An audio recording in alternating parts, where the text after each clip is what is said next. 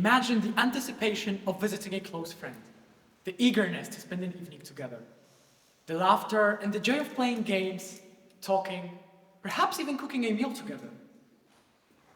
Then, all of a sudden, armed men enter and wreak havoc and destruction, killing everyone present. This is what happened in 1942 to a member of my family. She and 6 other people were ruthlessly slaughtered for no other reason than being Polish. Now imagine you're a Ukrainian nationalist hero, and nothing matters more to you than to clear the region of Volhynia of those you consider occupants of your land. You're prepared to go to any lengths, kill everyone, your neighbors and family included, in order to create an independent state of Ukraine. The massacre of Volhynia left a huge mark on my family. They had lived on that land for over 300 years. Not only had many of them been murdered, but most were forced to flee their homeland and seek safety. After the genocide, there are almost no traces left of my family in the region of Volhynia. Bearing all the above in mind, are we justified in cultivating hatred, anger, and resentment towards the Ukrainians? As Mahatma Gandhi said, hate the sin and not the sinner. My late grandma used to tell my mom stories from her childhood in Volhynia. The scars that the genocide left on her changed her attitude towards the Ukrainians forever. She was directly affected by the massacre and left with burning anger and hatred towards the slaughterers. My mom, however, only knows her reports, remembering what the Ukrainians did to her family. And even though she could tell me how terrible and inhuman they were, putting the blame on the whole nation, she decided not to. My mom knows that it's the hatred that we should blame, and not the Ukrainians as a nation. When Russia invaded Ukraine, committing atrocities and carnage, massacre of civilians, abductions of children, and massive destruction, Russian propaganda referred to it as a special military operation aimed to reclaim Russia's territories. It used a technique called cognitive framing, which, as in photo framing, is applying a mental template to a situation or a story, much like putting a frame around it or a filter through which it is viewed. The words used, the details highlighted, and the overall tone act as the frame, shaping people's perception and directing their focus and attitude. Vladimir Putin's cognitive frame was constructed with words such as special military operation, denazification, or reclaiming Russia's territories. On the other hand, the Ukrainian frame consists of phrases such as fighting for independence, innocent casualties, or defending their homeland against invaders. Consciously or not, Mahatma Gandhi also applied the idea of cognitive framing in his philosophy of satyagraha. Its main principles include resisting injustice without resorting to physical violence. Though a victim of racial discrimination himself, Gandhi managed to convince millions of people filled with fear, anger, and resentment to undertake a peaceful and bloodless abolition of the British rule over India. What cognitive frame do you need to construct in order to channel the suffering of millions into a peaceful revolution? What frame did my mom have to build and apply in the process of shaping my views in order to deconstruct the frame she had inherited from her mother?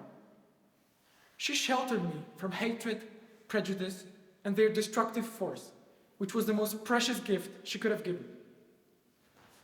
Pretentious though it may sound, my mom is my Gandhi, my personal, peaceful leader. Cognitive frames can be constructed and deconstructed.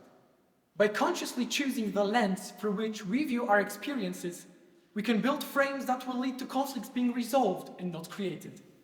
We can then pass these frames on to the ones that we influence, our children, our followers, and our close ones.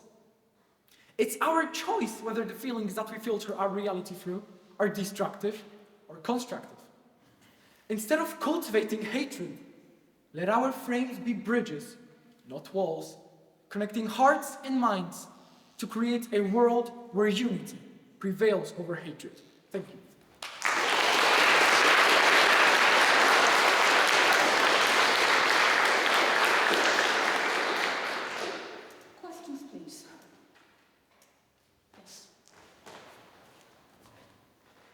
So I think it is very great, and I very much agree with the statement that it is a very disciplined listener.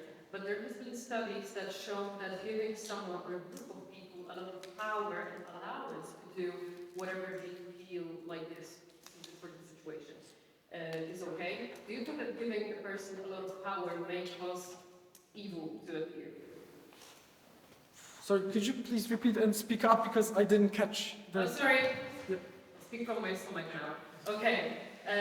Do you think that giving a person a lot of power, allowance, and convincing them that they can do whatever they want may cause evil to appear, may show their true colors? Okay. Yes, I absolutely think so. And I think that by giving someone too much power without verifying the person, well, they can simply make everyone under them well, for instance, let's take a look at a country where they rule. If you give too much power to someone in the government, they can make everyone in the country think what they want to and create those evil cognitive frames that will not lead to peace and dialogue, but rather to wars and conflicts. And I think that by giving too much power, this can happen. Any more questions? Yes. What can the civilians born and raised in a country so filled with propaganda like Russia do to find truth when it's practically impossible, when they were born, raised, and just filled with those messages of propaganda that just misguide them in the world? Yeah, so obviously it's really hard for them to do that because, well, all they can hear is propaganda, all they can see is propaganda. But the most important thing when you're surrounded with propaganda is to take as many sources into consideration as possible. Look at them, take a lot of context in, and decide for yourself what you want to think. And based on these sources, you can form your own opinion and decide how you want to act. Okay, thank you very much.